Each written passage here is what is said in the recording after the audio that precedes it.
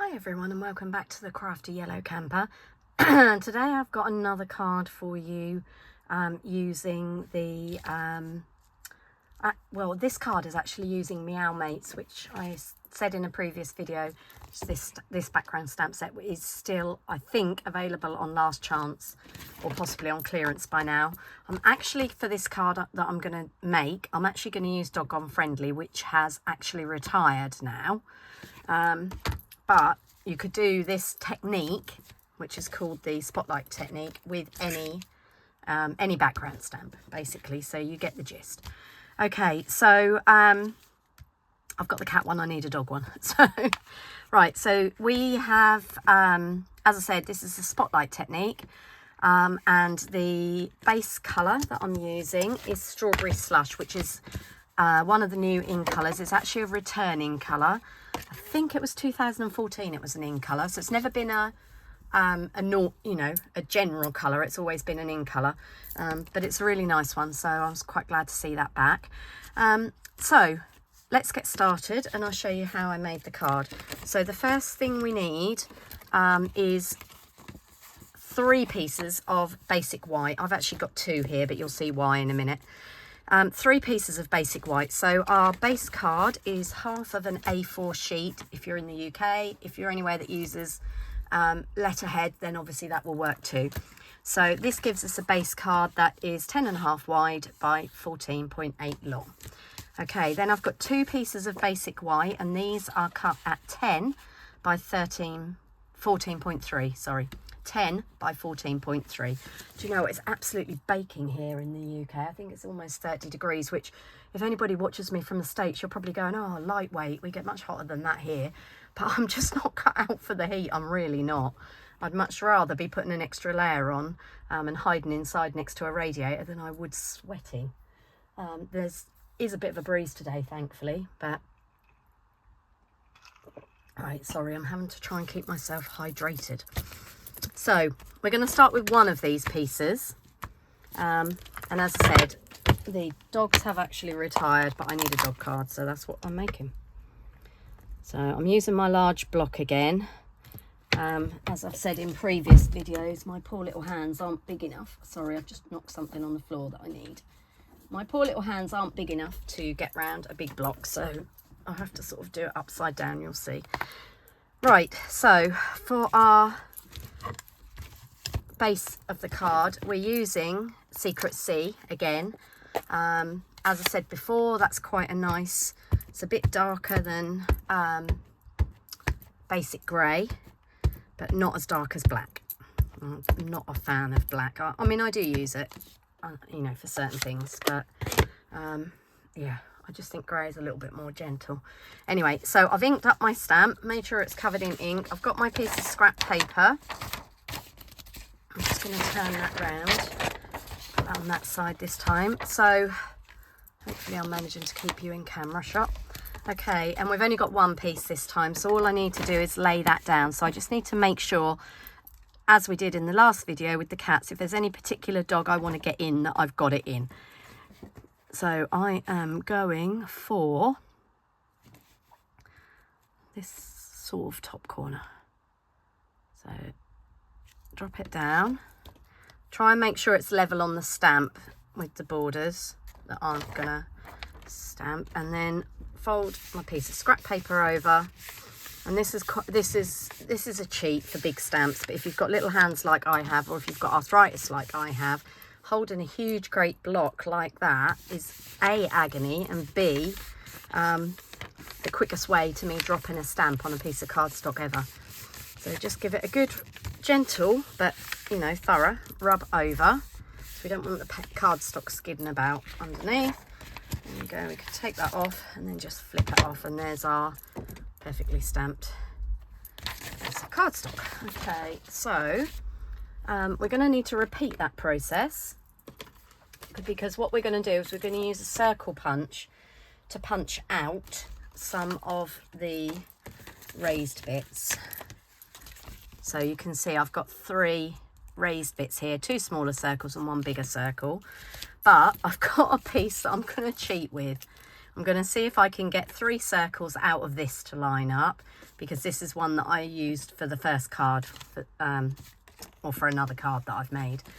Okay, so what we now need to do, we've got our stamped background here. So I now need to bring the stamps in. Now you can use whatever size circle you want. I mean, if you wanted to do the middle of the card and get all those 3 dogs in, you could do a large circle. But for the purposes of today, I have got a 1 3/4, and out of that I'm going to go up to the top corner. Now also bear in mind that the rest of the dog is behind, so you just need to make sure that you have got a complete circle. So for instance, that complete circle is going to line up there, which means I'm just going to have to trim it off, but that's fine, you'll see in a minute. So that's my big punch, and then bringing in a 1 3/8, and I am going to get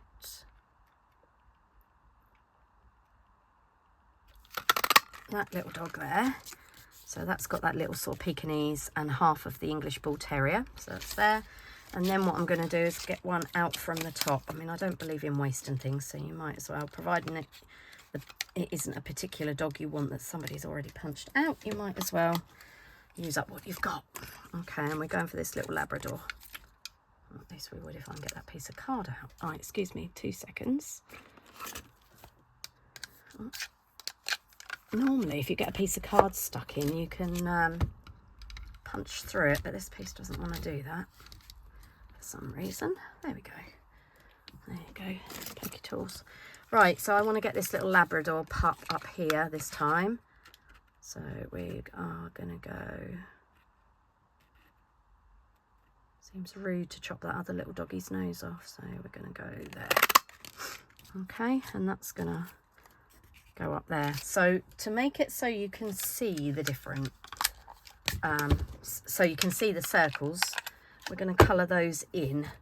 So somewhere I've got my,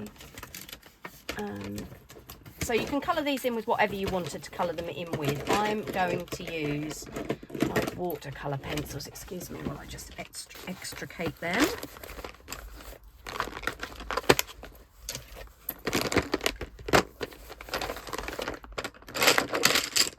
So these are both sets of watercolour pencils, and I think there might be the odd one there that came with something else, like a watercolour kit or something. I think I've had in the past before.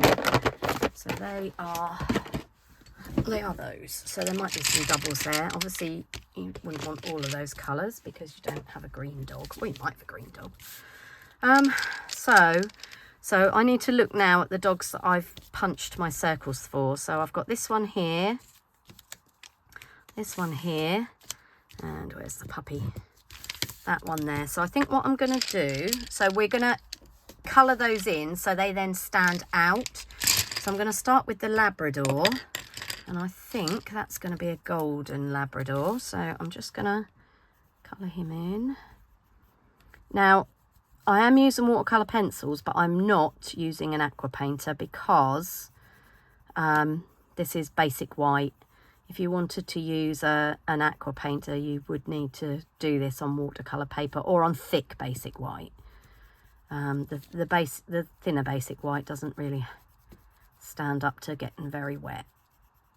What you could do is colour it with, if you wanted to blend it a little bit, you could use a wink of Stella, which sort of does the same thing without making it as wet as a watercolour. Okay, so we've got our little golden retriever there. And then we've got this, which looks a bit like a German Shepherd. So I'm going to go with black round on this piece. You'll have to excuse my colour, and I've left my glasses downstairs, and I've already been up and downstairs about 4 times, so I couldn't be bothered to go back down and get them. Okay, so we're giving him a little patch. If you don't want to see pencil strokes, then the best way to colour is in sort of small circles. Okay, so we're going to have that, and we're going to, I think we might do his nose in early espresso. German Shepherd's coming all right, all colours.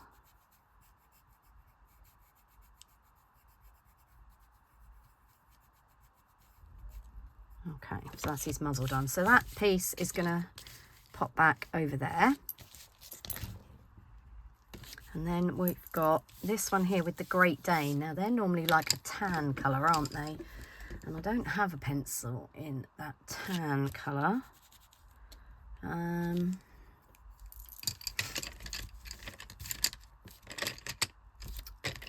What's this?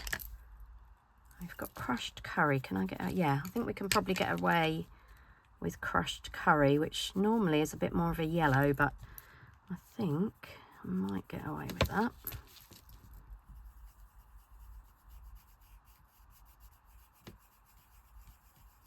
He's got a bone in his mouth, hasn't he? Sorry, hopefully you can see what I'm doing. I do try really hard to stay under the camera, but when you're trying to film with a mobile phone in your face, it's not always easy.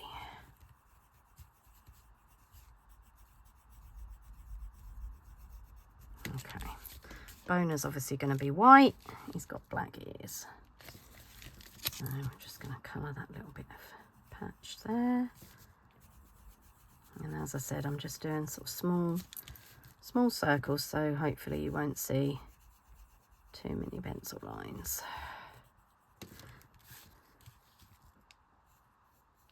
Okay, so that's him. I'm not quite sure what this dog is meant to be. Again, it sort of looks like a German Shepherd or a Husky, so we're going to go early espresso on the patches, I think.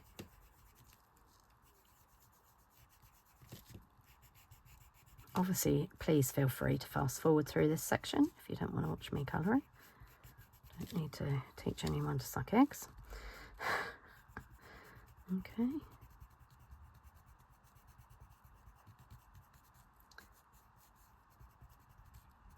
There we go. We'll have a little bit of brown down there, and we'll leave his blaze down the middle of his nose white, I think.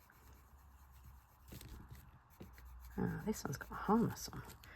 Okay, so we're going to give him a nice little pink tongue. And this is the beauty of watercolour pencils. If you actually make the pencil wet, the colour is much more intense. If you dip the pencil into a bit of... That was Flirty Flamingo, sorry. If you dip the actual pencil into a drop of water, then the colour is much more intense. So, and I'm just going with Rich Razzleberry for her, sorry, because I'm in a pink jacket.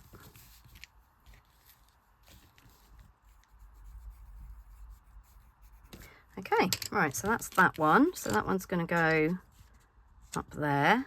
I'm going to have to cut a bit of that dog off anyway. And then this was the last one, which was the Bull Terrier. Now, my son has an English Bull Terrier, my son and daughter-in-law. What did we go? We didn't do crushed curry, did we? Oh, actually. Now, he is sort of a sandy and white colour, but I know they do come in other colours.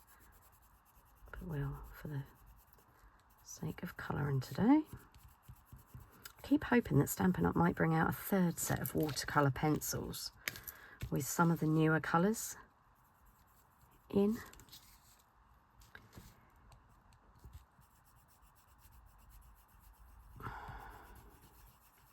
So far they haven't.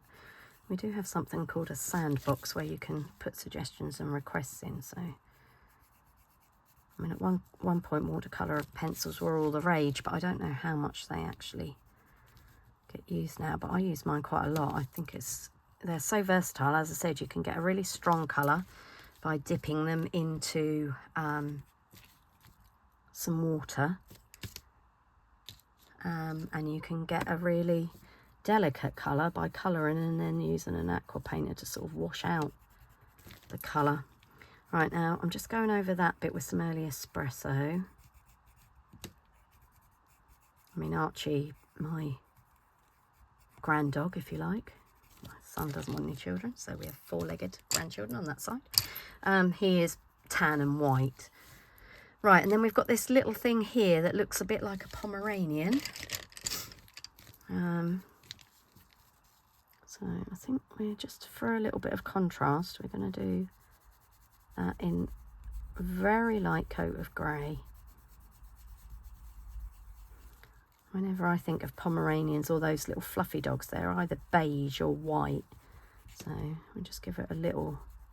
So this is basic grey, which is quite pale in a watercolour pencil. As I said, if you wanted a bit more of a intense colour, then you can just dip the nib of the pencil in some water. Okay, right, I think that'll do for today. Okay, so, right, so now what we need to do is we need to stick these onto our base card. Now, normally I would stick the actual matte layer to the card first, but I'm going to want to trim some of these circles because some of them, like this one with the Great Dane, are going to be over the edge. So you can see that's sticking over there, so I'm going to need to trim that edge off, and that's a lot easier to do that before you mount the actual base.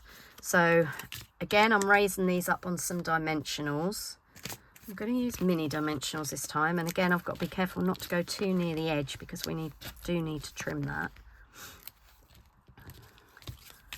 To be fair, that big one could have had big dimensionals on, but anyway.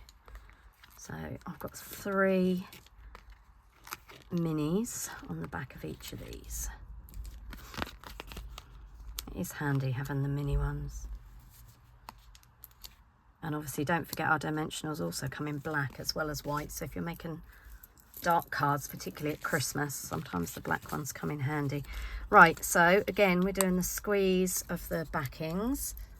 That really does help. A lot of people use a take your pick and then flick them off, but I find that you end up with a build-up of them stuck on your take your pick. So, and I'm lucky enough to have long nails, so I find this works better. So what you need to do before you stick it down properly is line up the image. So you can see there the pug's nose is not over as far as we need it. So I tend to start, there we go, I think that's about right. Can you see that? So we've lined up the edge of the circle with the neck of the Great Dane, and then actually, to be fair, little pug's nose is still out a little bit, so I'm going to pull that back off. And that is the beauty of dimensionals. Until you actually press them right down, you can lift them back off. That's better. There we go, that's better. So the pug's face is lined up better now. And as I said, we're just going to need to trim that edge off. So what I'm going to do is bring in my snips and just using the base layer as a guide, trim that off. And that's why I didn't go too near the edge with my dimensionals. You can see it's just a tiny section that I've trimmed off, but nevertheless it needed to come off. Okay, so what have we got next? Oh, we've got the little, what I think is a Pomeranian, and what looks like Archie. There, Archie the miniature English bulldog. So we need to, again, we need to line his nose up so his face is in one piece, but you can see there the ear of the Pomeranian was slightly out. So it's a bit of trial and error really. You just have to sort of try and line it up until you're happy that you've got it in the right place. A little bit higher, I think. So as I said, don't press it down until you're happy that it's in the right place. There we go. Okay, so that one's on and lined up, and then we've got our last one to go on. Now, as I said before, you can use any size of circle punches to punch out from your second stamping, and you can use any background stamp for this technique. Right, we're going up here for the puppy, aren't we? So I'm going to just lift that up a little bit because I need to line up these dogs that we haven't coloured in. So we've got the nose for that one. It's a bit like doing a jigsaw puzzle. You just have to keep fiddling with it until the pieces line up. So we've got that one's nose. And then we've got the side and the ear of that one. Okay. I think that's probably, for some reason, that doesn't look right on that left-hand side, but let's just see if it needs swinging around a little bit. I'm trying to match up this nose on this dog and the cheek on this dog and the ear on that dog. Okay, right, I think that'll do. So we haven't got any more we've got to trim. We've already trimmed that one, so now we can come in with the Tombow. And again, I don't tend to only use sort of one or maybe 2 layers of dimensionals like we did on the card that I made with the cats, because otherwise you just end up with it being so big and stacked up. Okay, so this one we just want an equidistant border of the strawberry slush. There we go. And again, I've got a panel to go on the inside, which when I decide who that's going to, I will stamp my greeting. Okay, so let me bring in the original card. So this was the original Spotlight technique with the cats, and this is with the dogs. Now you will notice that I've done something else. So on the cat one, I've inked round the edges of the circles with my Secret C ink pad, but I haven't done it on this one because I wanted you to see the difference. So on this one, having inked it makes it stand out a bit more. This one's got bolder colours because the colours of these cats were quite dark. This one has got bolder colours, so you don't quite need to ink round. Okay, so there's our 2 cards. Hope you'll give the technique a go. As I said, you can do it with any large stamp. It doesn't have to be a background stamp, but it is easier if it does fill the whole card front. But there are quite a selection of really lovely background stamps to choose from in the new catalogue. I'm just going to grab my catalogue so I can show you. I just thought it worked really well with the dogs and cats. I'm still getting my head around where everything is in this new catalogue at the moment. So for instance, this would work really well. So this is called Peaceful View. It's only £19. It's one big stamp. It's shown at 60% of the size there, so it will be the size of these background stamps. And you could highlight the bird on the fence there. You could highlight parts of the tree. Yeah, you could even, with your snips, cut out that tree and then use that whole section to go over the top as like a spotlight. There are some other background stamps in here. So this is a good Christmas one. Most wonderful time of the year. And then there's this spots and stripes. So yeah, any big background stamps that you've got, that will work with. Okay, right, thanks for watching, putting up with my rambling and watching me colour, and I'll see you all again soon. Bye for now, and happy stamping.